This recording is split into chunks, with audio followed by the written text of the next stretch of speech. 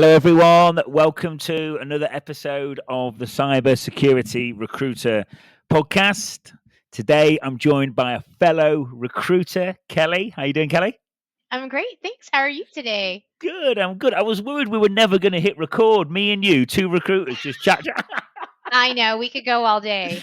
We could. For everyone listening, me and Kellie have been talking about the old school recruitment days, hitting the phones, and I don't know, what would you say, Kellie? Hustling, as it were. Smiling and dialing in the early days of recruiting, trying to get people to fax you their resume and having to hover the fax machine so your coworkers wouldn't steal your brand new resume.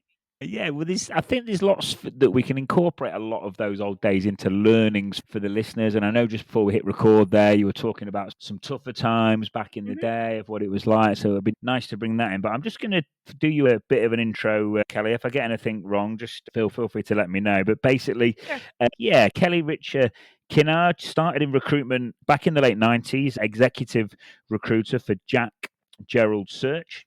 You then moved on to Dunhill, where you were also an executive recruiter. You then progressed on to senior technical recruiter for Scientific Research Corporation. You were there for over 10 years. You then went on to be a manager and a lead recruiting partner for Senior Corporate. And then you moved to Adapt Forward, where you are now. Started off as a recruiting manager, and you have now progressed on to be a director. Welcome to the show. Yes.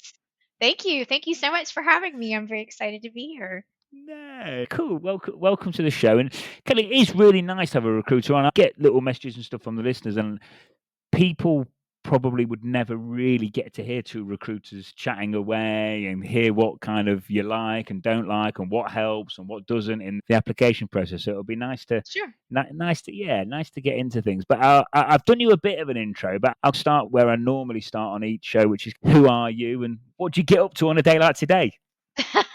Well, gosh, today's been a busy day. So, about me, I have been recruiting for 20 years. I hate to say that out loud because it makes me feel old, but I did start out in the dark ages of recruiting.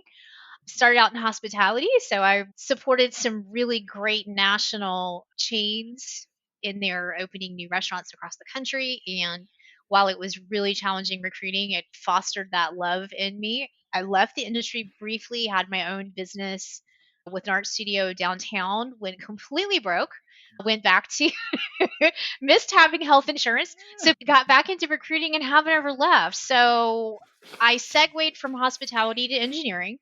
I was pretty heavily involved in recruiting for the post Katrina rebuild in the Gulf states, specifically Louisiana and Texas. And that kind of pushed me into engineering. And then over the years, now I'm really focused and specialized in cybersecurity. So, our company is a cybersecurity defense contractor. We work directly with the federal government and we support CSSP programs.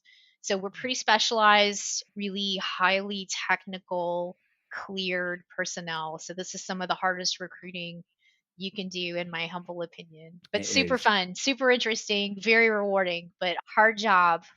Yeah, yeah, it is. I've got a lot of experience in that area myself, and it is tough. There's a lot of at times it's long, stressful nights when I'm doing it from over here. But yeah, it's good fun though. But Kellie, you were talking about the early days, like hitting the phone and stuff like Yeah. that. I had a cybersecurity founder on recently, and he was talking about how he was thrust into like social engineering, and he had to like really get himself. He had to do a lot of things that made him feel really uncomfortable, like social Yes. engineering his way past people. And you talked about when you were in your early days in recruitment being told what to do on the phone, and at the time you Yes. hated it, but now you're really grateful. Do you think that's propelled your communication skills to where they are today? Has that kind of helped as the years Oh, have gone on? 100%.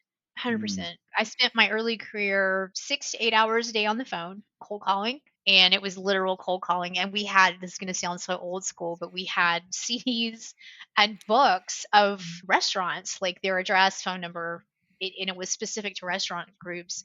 And we would just call them yeah, trying to target candidates. And so I would have to pretend to be a food distributor. I'd have to pretend to be somebody from corporate. I had to learn how to think quickly on my feet because these restaurant managers were, you know, talk about a stressful job. Those people, God bless them, they work terrible hours. They're under extreme pressure and they don't want to BS on the phone with me.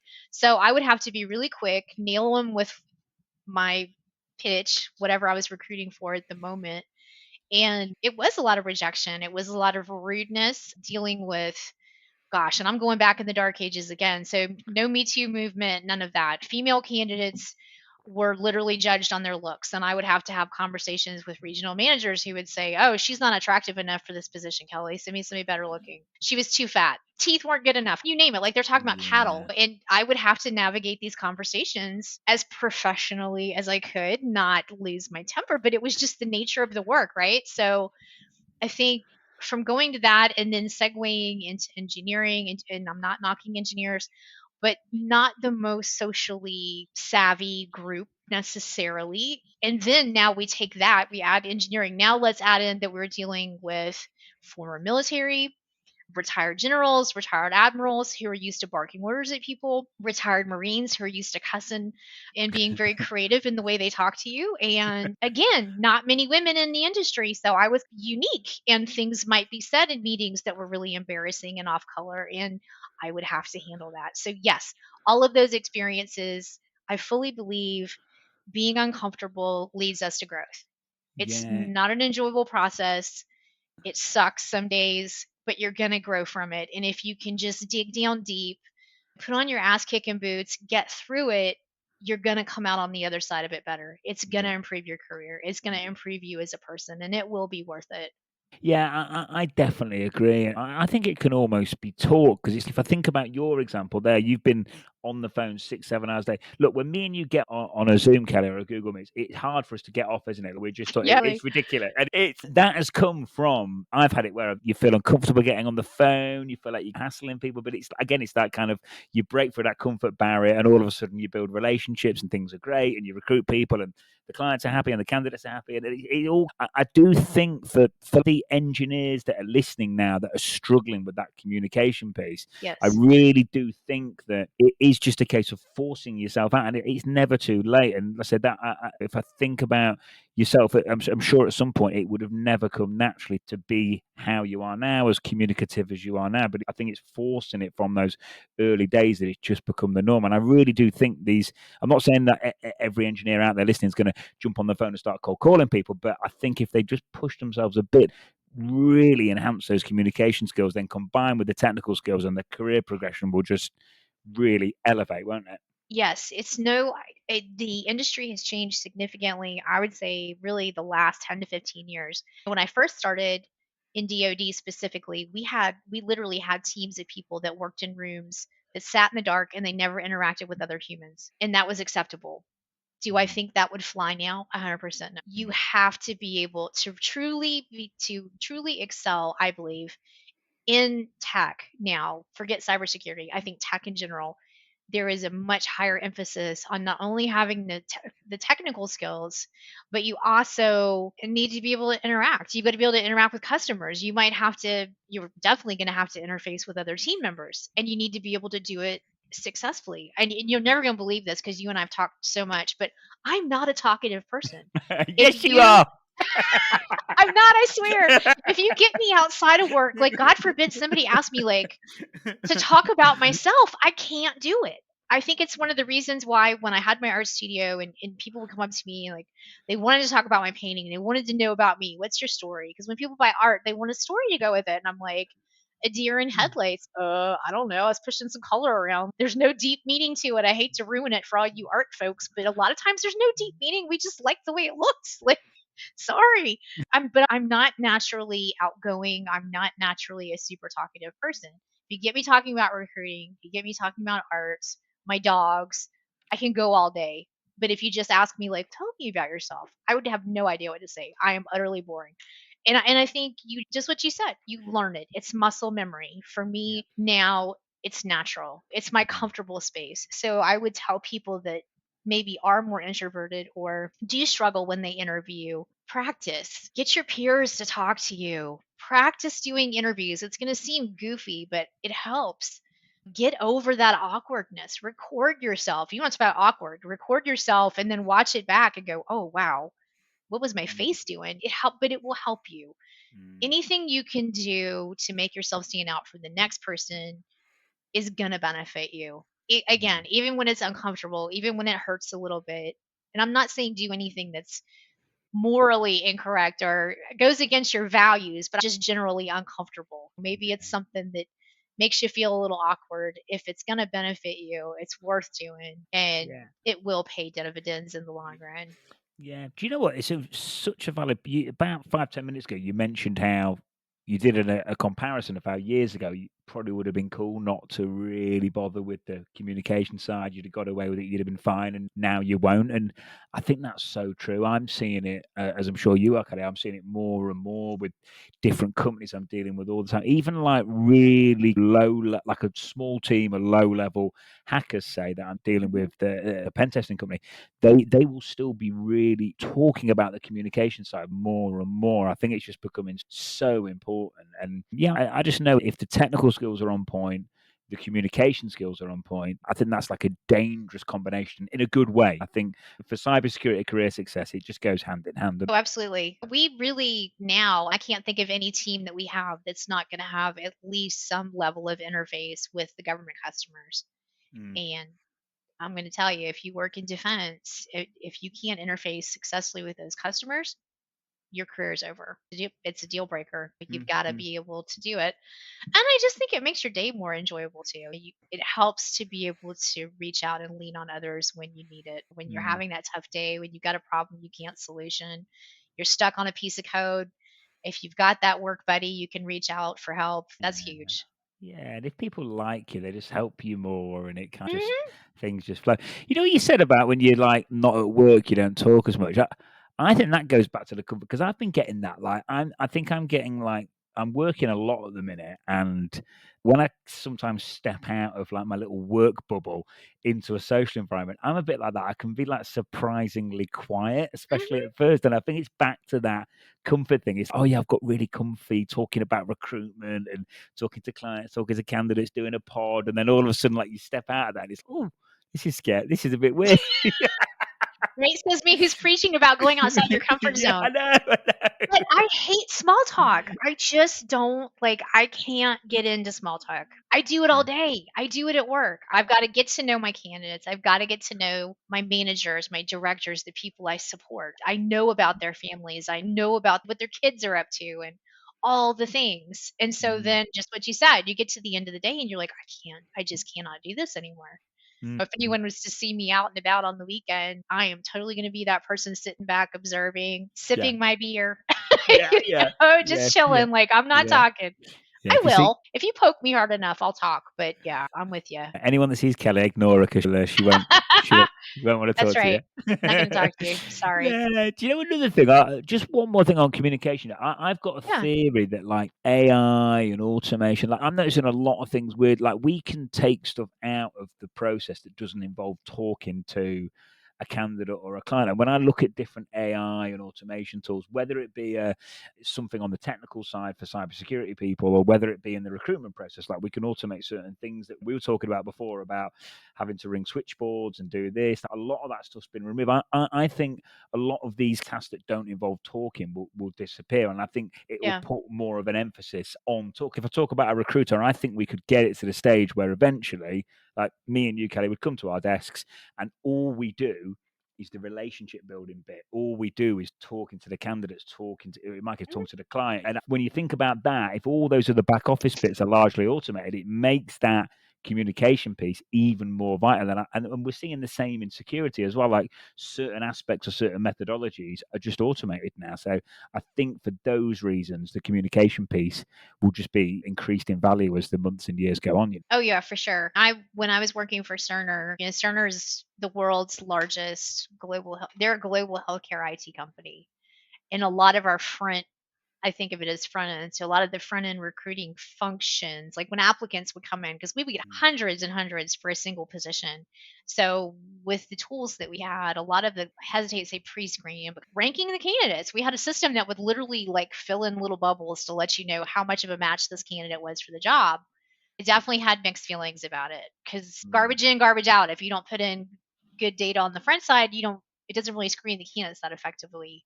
Mm. The nice the upside for a company of that size with that number of applicants is that you can weed a lot of people out. Downside is you're going to weed out people that aren't good at writing resumes.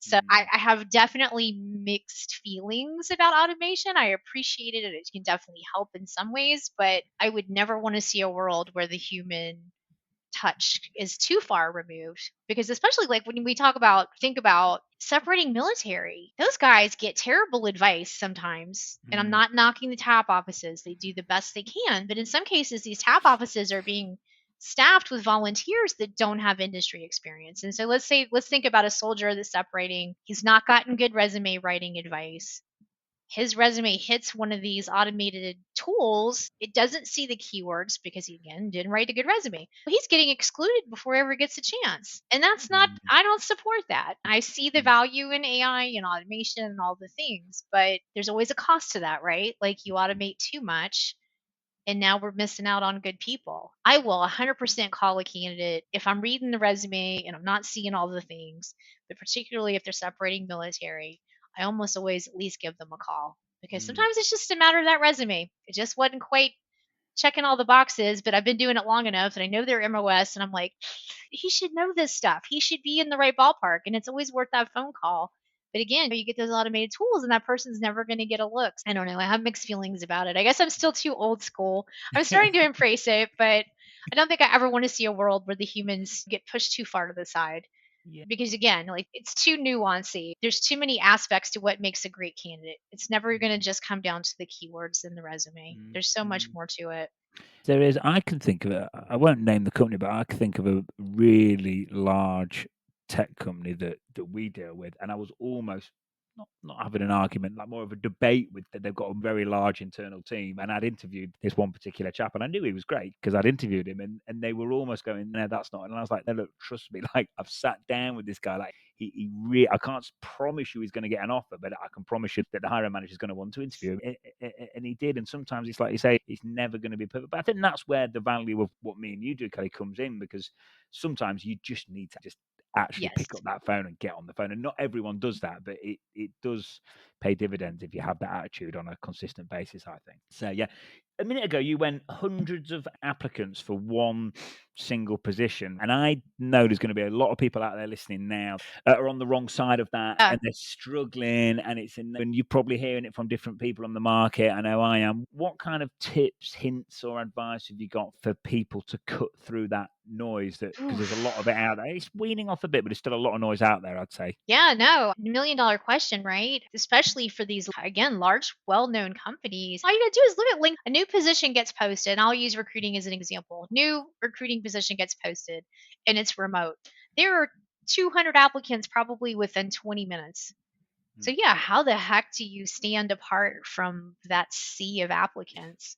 It's a really good question. I think that's where networking and creativity can be helpful. Again, depending on the company.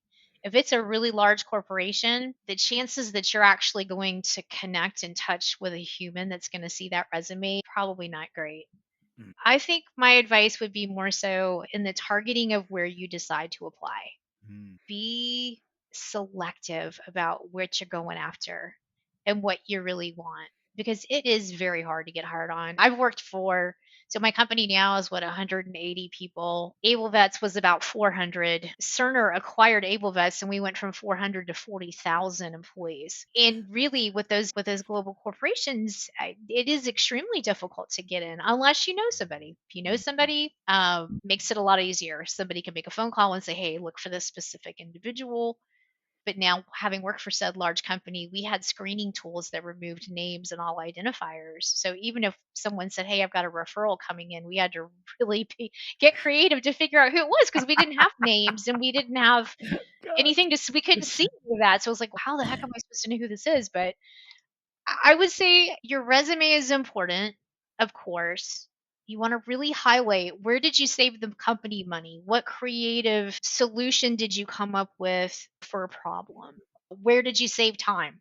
What efficiency did you bring in maybe that wasn't there? Those are the sorts of things that help you stand apart. Special projects, anything that's going to set you apart from that sea of 200 applicants. Mm. Reaching out to the recruiter on LinkedIn. I get those all day. People saying, "Hey, I applied."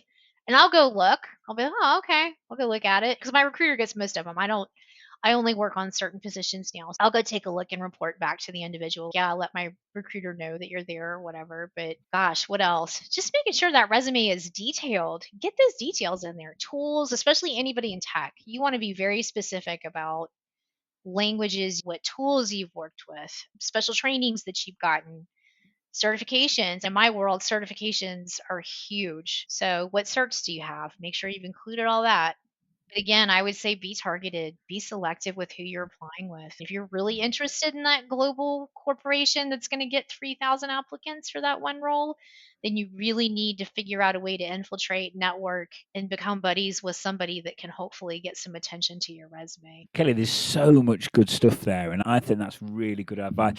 I can actually really relate this back. It almost relates to if you're trying to win a new client in recruiting when you first start. If you go for a Tesla or an Amazon or a Microsoft, Mhm. you're not just going to ring them up and start recruiting for them that week or even that month or that year. It's going to take a long time. And I say it's the same with what you're saying there. And I think that advice about creating that, like I say, taking a step back and actually creating a list of accessible companies, I think that's the best advice ever. Is slow down to speed up, even if it's just 50, 60 companies that you Yep. genuinely have an interest in, you like the look of, maybe like senior people within the organization, relatively accessible because the headcounts may be 50, 60, 100, few hundred people or whatever it might Mhm. be. I think that could just not only save a lot of time, that could actually be the difference between getting a job and not getting one, or having some wins and not having Oh, any. I think 100%. that's, yeah, really good. I think that's really good You advice. have to be targeted. I fully believe being strategic in your job search is so important because I talk to candidates who are frustrated to the point of tears. They've applied to hundreds of companies and they're just Mm. flailing resumes around. And I'm like, stop that. Just stop. Like, all you're doing is making yourself feel bad. Be targeted, be specific. Think about the companies that align with the values that you have, that align with what you're interested in doing, and go after them. Don't feel like you need to apply to every single position because it's all you're doing is setting yourself up for frustration. Job searches are so painful. I hate it. Awful. I didn't have to interview for my last position, actually my last two positions. Not so I've been very fortunate that I work in a community that's relatively small here. Defense in Charleston's grown a lot, but my CSO currently, we had been in each other's periphery for 15 years. He knew my work. So I've followed him from two companies now. And so I didn't really have to go through that process, but I can remember when I was back at SRC and I knew it was time for me to make a change and I'm applying to jobs and nobody's calling me and I'm like, God, I suck. Am I ever going to get a call? Like, why does nobody want me? I'm good at what I do and I'm a recruiter. I should be good at this. But it can reach a point where it does become demoralizing. It Yeah. starts to become and feel really personal. So Mhm. I think being strategic in your approach, have a plan, try to network, and you'll be so much more successful. Every mission is going to be more successful with some planning. 100%. Definitely. And again, Kelly, it's nice to hear you say that as well, because it's the same for everyone. Like anyone that applies for huge companies and doesn't get anywhere, for people listening, please don't let that knock your confidence. Because I'm sure if I've been recruiting for a long time and I've done pretty well, but I'm sure if I started applying for recruitment companies that are 50, 60,000 staff, I probably wouldn't get a response. See, your resume Yeah. never be seen, honestly. I don't know that information gets out very often, but again, having worked for a global corporation, we would review the first however many, but we're not going to go through 100 resumes. You don't have time. Companies like that, the recruiters, and I can't speak for all of them, but in my personal experience, we were carrying intense workloads and you just couldn't even keep up with the volume. It was terrible. I didn't care for it. Some people love that kind of recruiting. I don't like it because to me it's just too assembly line, but your resume literally may never get seen by a person. And it's terrible, but that's Yeah. reality. No. Again, go back to the AI thing, right? Yeah, no, it's true. By the way, for everyone listening, for non-recruiters listening, intense rec loads means we've got loads of jobs on and we can't get Let's back to yes. everyone. Yeah. Yep. Yeah, at any given time, I mean, there was a period I might have 50 or 60 positions I was responsible for monitoring. Yeah, So that meant that is a reviewing and lot. dispositioning all 200 plus applicants that came in on every one of those requisitions. So yes, you were talking about an intense workload. Fortunately, now I do not work in that kind of volume, thank goodness, because it's not my Mm, favorite. But mm, yeah, for job seekers, again, I always preach like patience and perseverance. That's going to pay off. mm. You've just got to be patient. You've got to be focused, but it is hard. I really, I feel for people when they're out and looking because it's brutal out there. I think it's Mm. worse now. I don't know if you feel this way too, but I think from the candidate perspective, I think it's rough out there now. I think it's rougher than it's ever been. Yeah, I'll tell you how I know it's bad, because as a headhunter, I would never normally get paid a fee for a junior role. And this year, I've had clients that I know well ring me and they've just been like, Tom, we're getting so swamped. And they've literally given us more junior roles to work because they just are finding it so difficult to cope with the volume. So that kind of says to me, it must just be absolutely, there's just so many people on the market, and providing these layoffs start, because the thing is, there's a lot of hiring, there's a lot of companies quite aggressively hiring. The problem is that these companies keep laying off, so it's tipping loads of talent onto the market. So then we've got Yep. surplus of talent, so it's way more competitive. And then everyone overhired in 2022, so they don't want to make the same mistake again. So you've got like this perfect storm. Then maybe a little bit of AI and automation, which is maybe taking away some more junior jobs. So it's like these three kind of factors there that are, but I think it will. I think it will level out for people, but it is hard as well, Kellie. I think it's so beneficial for the listeners to hear. I bet I'm a little bit shocked to hear it, but I'm not that shocked that 50, 60 vacancies working for one recruiter in a large, but listeners that are listening will be like, whoa, they would never have a clue. So for people listening, if you're sending your resume to a recruiter that's Hmm. got 50 and it just says, hi, and here's my resume, thanks, looking forward to hearing back, the chances of that flying when someone's got 50 jobs on their desk just is very slim. So it just shows you the importance of standing out with some personalization, or with a voice note on LinkedIn through the app if you're connected, or whatever. Like for everyone listening, you can send videos and voice notes through the LinkedIn mobile app when you're connected, and that kind of thing makes you stand out. I think it will make people think, whoa, I've got to do something more than just ping my Oh resume yeah. over. Feel free to send chocolate to your local area recruiter. Anything to get you some attention. And I would say too, even going past that, once you get that initial attention, just remember that every interaction you have with that recruiter count, because we are paying attention. You're distracted. It's gonna sound old school, but like you're puffing away on a cigarette, or you're doing something else while you're talking to this person, going to the bathroom while you're on the phone with the recruiter. Yes, that has happened to me more than once. God, what else? Just crazy stuff. Kids screaming in the background. We all have lives, right? A lot of us work from home. But if we're doing a phone interview, you really need to make sure you have put yourself in a quiet place where you can pay attention, reduce or eliminate your distractions as much as you can. But you want to treat every single interaction you have with really high value, high importance, because it is, because those things make an impression. If you're not showing me that you're interested and engaged at this stage, we're done.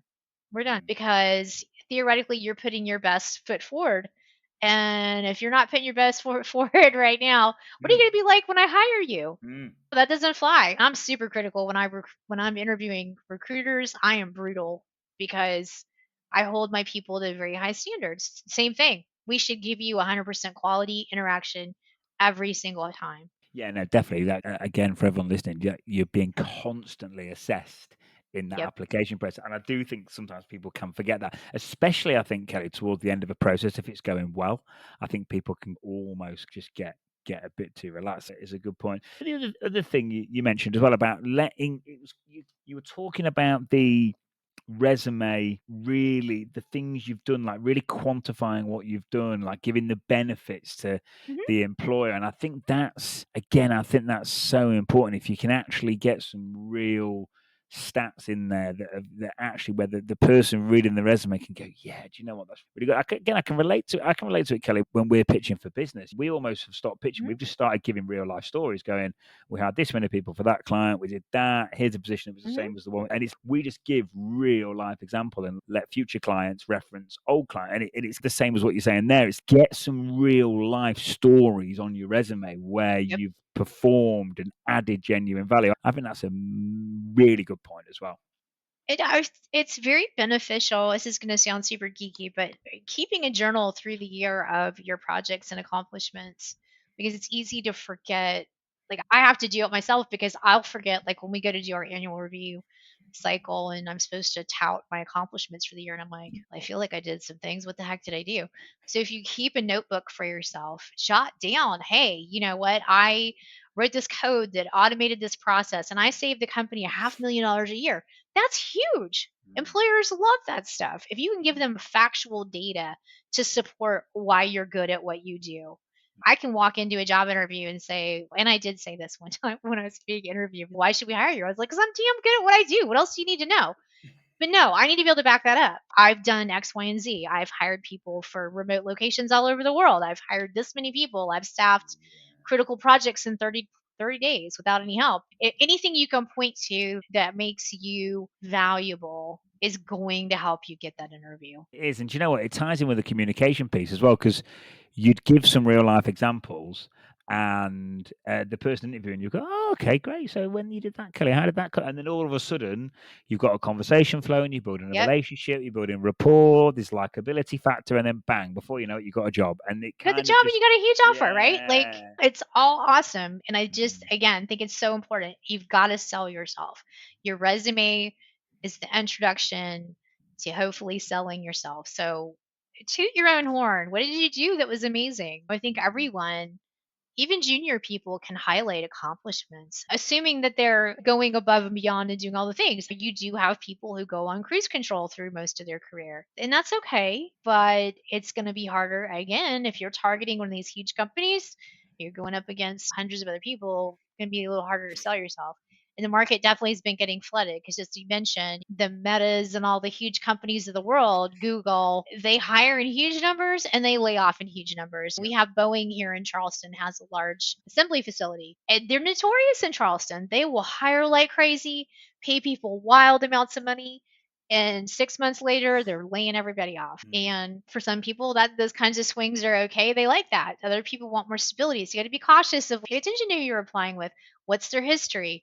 Do they have that kind of swing and cycle? Amazon too, they will hire in tremendous numbers and they will lay off in tremendous numbers, and there may not be any notice involved with that. You might just get an email that, hey, you're out of here. mm. Again, things to think about as you're applying to companies. Be cautious of the smoke and mirrors and the gloss, because that might be hiding something ugly. It is. Well, on salaries and stuff, there's always something like people Oh will yeah. put, yeah, it's if the salary's high, but I've seen it so much. You can literally see 20, 30K difference on some bases for the same jobs, but then you're There's like, a reason for that. there is, Be suspicious. It's not. there is. Yeah, there is. If the base is really high and you're a security engineer, fully expect the CISO to be on the phone probably after hours, and you're getting emails at all sorts of times Yep. because something's got to happen tomorrow, whatever it is. There is normally a bit more to it. So I think that's a really good point. I think it was working for a long time. You know what the tech recruitment market's been like for a long time? I don't know if this is a bit controversial, but I think it has been fairly like I even think for recruiting, it's been very candidate led. So for the agency side, it's been quite Oh, easy for a long time, and it's helped. But absolute now, inflation. Oh yeah. And we're seeing reversal on that. yeah, It was a candidate's market for a long time because of mm, scarcity, because of COVID, mm, all the things. mm, That's over. The mm, market is saturated with talent. And in some markets, I need to be careful saying that because like every market's different, but there's definitely more candidates on the street than there were, let's say, 4 or 5 years ago. We are seeing correction on those salaries. One of the big projects I'm working on right now that's bending my brain is I'm actually building an internal comp structure with help. We have a third party, really awesome third party consultancy that's working with us on building our internal pay bands, figure out our comp philosophy. How do we align with the market? We're looking at all of that. And I do think we're going to see some correction. You are not going to see the wild salaries. There's not this mm, willingness to just pay people whatever it takes to get them. Because mm, a few years ago, maybe that was the one person you could find that could do the job and was willing to do the job. I don't think that's the case as much now. So I do think we're going to see correction on salaries. I don't, and that's been happening for years, though, in different niche skill sets. I can remember a time when Oracle DBAs were hard to find. And if you could find somebody that held the Oracle cert, had the experience, those guys were commanding. huge money. Mm. And now, there's a lot more people that have that skill set. So the salaries aren't as wild. Yeah. No, you're right. There's definitely the different subsections of security at the minute that are still candidate led, but on the whole, it's definitely changed. I bet those pay banding conversations are like, I'd love to be a fly on the wall in those meetings that you're having. I bet that's Man. wicked. Ooh. Again, it's like that working for a small company thing, right? Like and this, I'm not dismissing my own experience and expertise, of course, but I'm not a comp expert. I feel we all have moments, I think, in our careers where we feel wholly unqualified and a little terrified of projects that we're working on. And this one is definitely one for me that it's stressing my comfort levels. I will say that. I'm so thankful for the tools we have, though, and the consultancy we're working with. And I'm really honored that I get to take a lead role in this project. But man, it's complicated. Comp is complicated. And candidates think, oh, the pay band is this, so I should be at the top end of that, which is why I hate having to post pay bands in certain states now. You have to. Candidates only see that top number, but they don't understand. That's literally going to be the person who ideally meets and exceeds everything we're looking for, plus some to get to that top number. And you can have two people in the same position, and you would think, well, we're doing the same job, we should be making the same money. Well, not necessarily, because your coworker may have additional experience that makes them more senior in that role, that they're bringing more value to that particular position. And yeah, it is very complex and brain bending some days when you're having those conversations. I've been having, as we're talking, I'm watching all these emails come across about a salary change that one of the managers wants to do, and I'm like, oh, please, not today. Not today. I can't talk Well, about comp on a Thursday afternoon. no. And we're coming into a 3-day weekend, so we've almost got a bit of a break. So it's a 3-day weekend in the UK and in America this weekend. So it's wicked. Kellie, I want to go back to what you said before about. I think it's a really important point for that point you made about.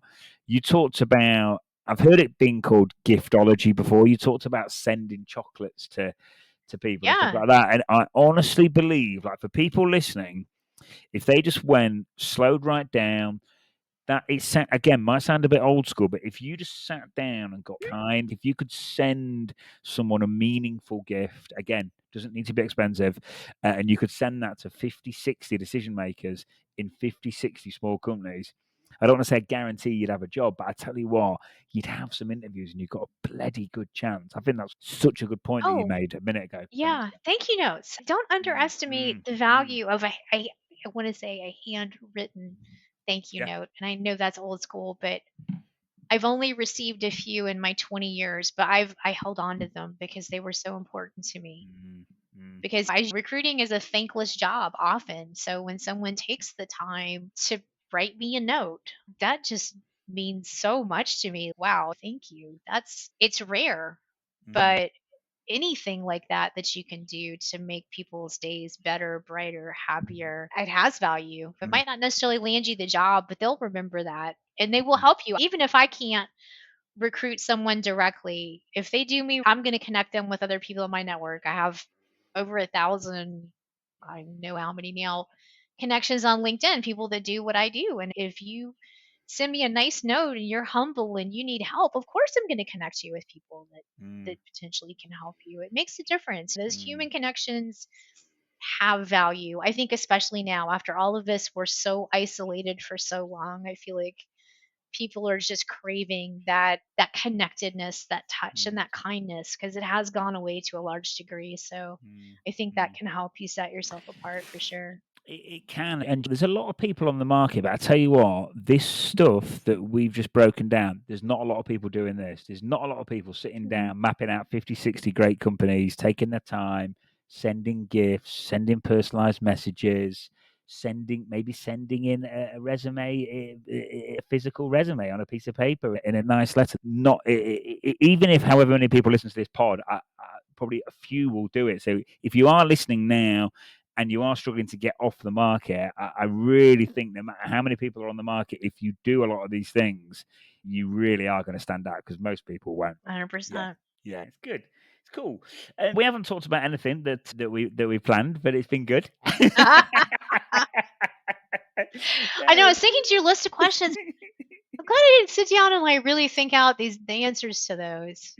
Although I do want to highlight the book that's most impactful to me because I think everybody in the entire world needs to read this. It has nothing to do with recruiting. It's Okay. totally off topic. But it's called The Book of Joy, and it was written by the Dalai Lama and Desmond Tutu. And I think it's $15 on Amazon. Okay, cool. The Book of Joy. Okay, we'll put it in the show notes. Kelly, I'll tell you one thing I do want to go on. So all this stuff's really good advice, and I think it's easy for people to listen to a pod like this, get all pumped up, excited and motivated, and then they do what we say and they still don't get anywhere. They still get a load of rejection. And that's when that resilience comes in, Hmm. especially in markets like this. Like people have got to Yes. dig deep. I know you said you've had some like awkward times, tough times. You talked about what it was like being a woman in recruitment back in the day. It Hmm. wasn't particularly fair or nice at times. Certainly wasn't what it is today. But the question is, any tips or advice for being resilient when you've had tough times? What have you done to like power through them and push through them Sure. to get results? Yeah. Again, I point to that book I read. You can dig down. One of the basic tenets of the Book of Joy, it's all about finding joy even in times of extreme duress, extreme stress, and hardship. And there's simple things you can do. I think for me, I always, and it's really hard some days, but if you just can hang on to the belief that better days are coming, even when you're in the dark, you're crawling over rocks, you're bloody, if you keep feeling your way through the dark and you can just hang on to the belief that a better day is coming, you will get there. And it's really hard. I'm not going to sit here and say it's easy for me to do that every day. There are days when I want to just lay down and give up myself because life, right? Like it's hard. Mm, Being an adult is mm, rough. But if you can just hang on and do something, even if it's something small, every single day, even in the midst of a deep depression or deep despair, you're in this job search and you feel hopeless. Do one small thing every single day that's towards this goal. You make a new connection, you make an edit to your resume, you apply for just one more job, you make just one more phone call. If that's all you can do for that day because you're just fearing so hard, okay, that's all right. You did that. You did something and mm, you build on that and you just keep doing it every single day and you don't give up. No matter how bad you want to, you cannot give up and you will get there. It took me my career's been all over the place and it definitely was not a straight line. I started out and hey, then I landed in this well-paying director role and I no, like I had to work many years and suffer through some terrible jobs and terrible bosses and long days and weekends and things. And there were definitely times when I felt like giving up and just wanted to hang it up, but I stuck it out. I kept going. I somewhere along the way started to have confidence in myself mm. and it pays dividends. And I fully believe like it comes down to mental attitude. If you can just hold on and keep believing in yourself, believe in the process, you will get there. Yeah, Kelly, thanks for that. It's so true because I think what happens as well is I think people just look at where people are now and it seems so overwhelming and so far away. And that's why people need to hear what you just said then, because you've almost just got to switch off from the end results and just do the process to your best of your Yep. ability that particular day. Like you say, just some days you might be able to be quite energized. Some days you might just literally feel like you're just doing it and forcing it. You just got to, like I say, just keep pushing and keep powering through. And the compound effect of that Mhm. is huge. And don't get drawn into, like you said, you haven't just bang come in at director level. You've literally gone through this, come back, made a bit of progress, dropped back down. It's kind of Oh, like yeah. almost like snakes and ladders. That you Yeah. can get it up or down. And it's nice to hear you say it again. It's like for people listening, like and every guest I've had on, every successful guest said the same. It's no one has ever come on this show and gone, "Yeah, mate, it was really easy. Just did that, did that, did that." I just Nothing went showed wrong. up and it happened. Yeah, Yeah, no, yeah, it yeah, late. That's not real exactly, life. It's exactly. Hallmark movies. I hate rom coms because that's not life. That's Mm, not even mm, remotely mm, how life works. Don't mm. even pump people up with this crap.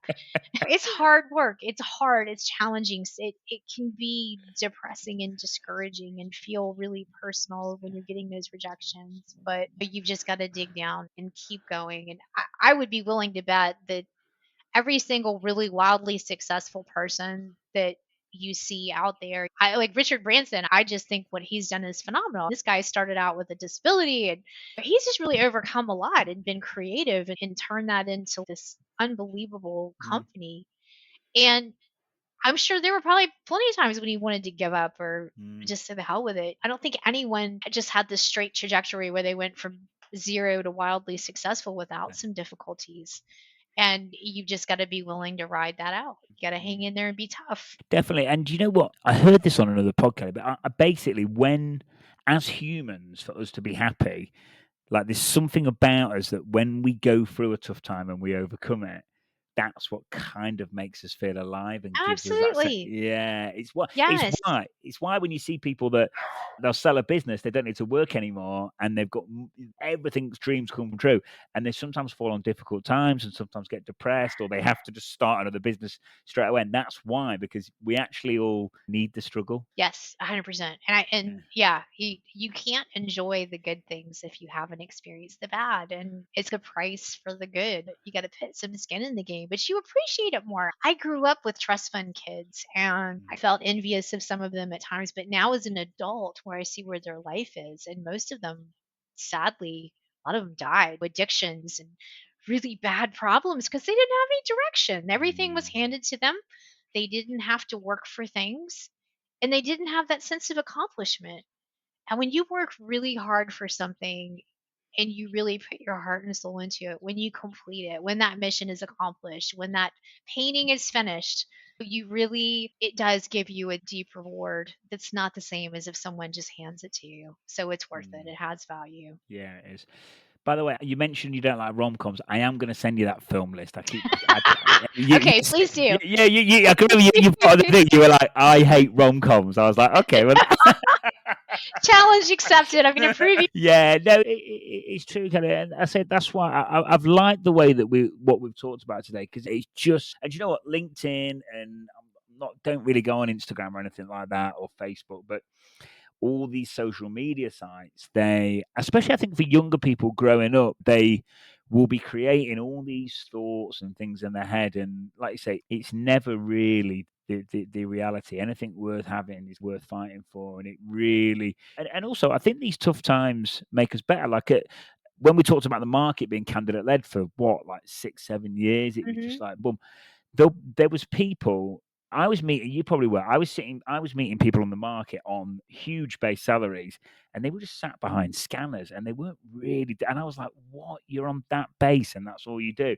And it's that probably wasn't doing them any favors. They probably weren't pushing the self development as hard as they should. They probably weren't Right. reading. They probably weren't taking self development as seriously. So I think when we do fall, whenever I've fallen on any form of tough time, it's always actually made me better at what I do. It's made me a better person. It's made me review the processes. So I think it can help us step our game up and get better when we hit hard times, can't it? Oh, yeah, absolutely. And one of the questions I ask in every screen I do is tell me what the toughest problem you ever solved was and what your process was to find a solution.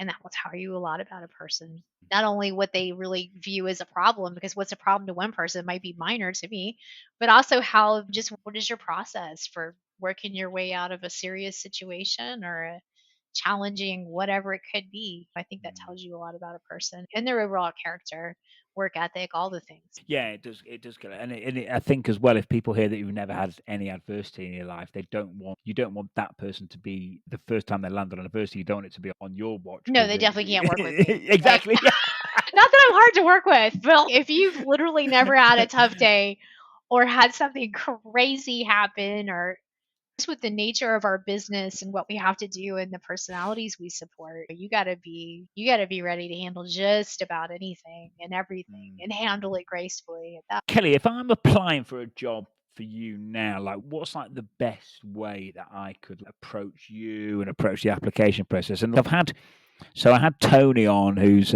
he's a director of talent acquisition as well, and he loves people hitting him up in his LinkedIn DMs. He really likes it. Yeah, I And like hearing from people. yeah, I mean, you yeah, for all companies, applying through the website, it's always going to be a key because that's a compliance issue, right? Like you mm, have to apply. I don't necessarily advise just blindly sending your resume. For some people that's going to be a red flag. But reaching out on LinkedIn, I'm not a huge social media person, so trying to hit me up on Facebook is probably not a good idea. That feels a little stalkerish. But yeah, I message on LinkedIn. Hey, here's my goal. I'm on your website. I'm not sure where I should apply. Do you mind talking me through your positions? Absolutely. I love talking about what we're doing. So reach out to me, reach out to my recruiter. We'll talk to you. We'll give you some guidance, tell you what positions you should target. I'm so fortunate to work with a really great company that I'm excited about, and we do have really great opportunities. So I love hearing from candidates because then I can tell them why I like Adapt Forward so much and what we're up to and all the great things. But yeah, if you're out there, you want to come to work with us, the website's a great place to start. Hit me up on LinkedIn. We can set up a time to talk. I'm always happy to do that. Even if it's someone that I can't necessarily hire, I'm always happy to help. I've helped people rebuild their resumes, I've given them interview counseling, whatever they need. That's what we're here to do. We're here to serve and try to make people's lives better. That's why we do what we do. Yeah, cool. Kellie, on the resume piece, what do you like to see? What do you like to see and what don't you like to see? Details. Now, again, I'm highly focused in cybersecurity, although I do support positions too. The majority of what we do is cybersecurity focused and in the DoD environment. So I'm looking for clearance, I'm looking for certifications, I'm looking for specific tools. Be specific. Don't write a dissertation. Nobody wants to see a 30-page resume. It's not necessary. Again, highlight what have you done? What have you accomplished? What's unique about it? Do not include personal details, anything related to your religion, your political affiliations, your marital status, your number of children, your height, weight. And yes, I've seen all these things on resumes. Does not go on your resume. Don't do it. I don't care what anybody ever tells you. That is terrible. Do not do that because you're anything like that. You're providing an opportunity for someone to have bias, whether it's conscious or unconscious. Keep that stuff out of there. You can save it for later. Gosh, what else? Just facts, details. Be specific. Yeah. Definitely. I think there's never been a worse time to talk about political stuff as well. Oh, just never. You will never get me in a political conversation. No. Nope. But I've seen people, and again, I go back to separating military. I've had soldiers, veterans hand me resumes with their height, weight, social security number, marital status, all this stuff. And I'm like, get this off your resume. This doesn't belong.